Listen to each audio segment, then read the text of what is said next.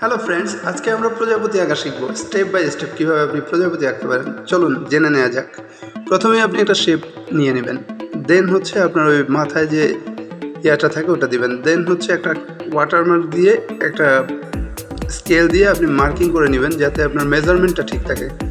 দেন আপনার পাখার যে অংশটা সেটা প্রথম দুইটা পাখা এঁকে নেবেন লেফট সাইডে, দেন হচ্ছে আপনি রাইট সাইডে সেমভাবে দুইটা পাখা ওই মেজারমেন্টের উপরে এঁকে নেবেন। দেন ইনক্লুডিং যে পাখার ভিতরে যে আপনার পাখাগুলো থাকে ছোট ছোট সেইগুলো এঁকে নেবেন এবং ছোট ছোট যে কণাগুলো থাকে ওগুলো দিয়ে নেবেন।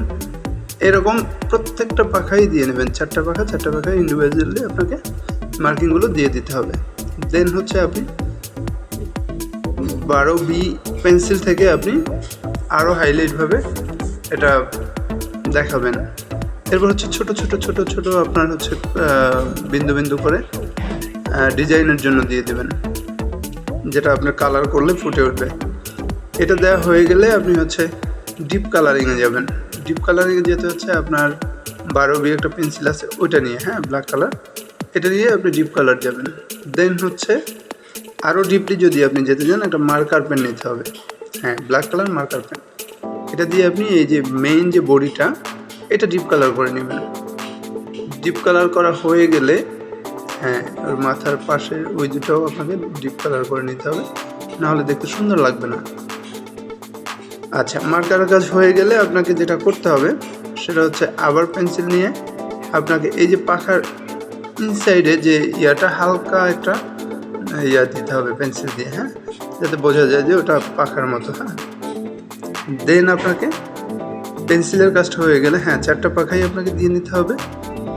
দেন পেন্সিলের কাজ হয়ে গেলে এই যে আপনি হচ্ছে ফুটফুট দিয়েছেন এইখানে আপনি একটা মাল্টি কালার পেন্সিল আছে ওই পেন্সিলটা ইউজ করবেন। ওই পেন্সিলটা দিয়ে এই যে ফুটফুটের মাঝখানে যে স্পেসটা থাকে সাদা স্পেস, ওখানে এই কালারটা দিয়ে নেবেন। অবশ্যই খেয়াল রাখবেন ওই যে আপনি ডট দিয়েছেন ওর ইনসাইড যেন কখনো পূর্ণ না হয়। ওইটা যদি পূর্ণ হয়ে যায় দেখতে খারাপ লাগবে। খুবই স্মুথলি এইভাবে আপনাকে ড্রাগ করে নিতে হবে। চারটা পাখা সিমিলারলি আপনি ড্রাগ করে দেবেন এই মাল্টি কালার পেন্সিল দিয়ে।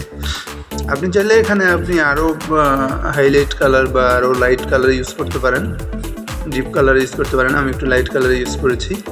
এটা হচ্ছে আপনার ডিজাইনের উপরে।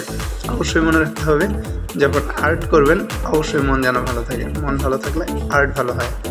তো আজকে এই পর্যন্তই। তো আজকে আমরা শিখলাম কীভাবে প্রজাপতি স্টেপ বাই স্টেপ আঁকা যায়।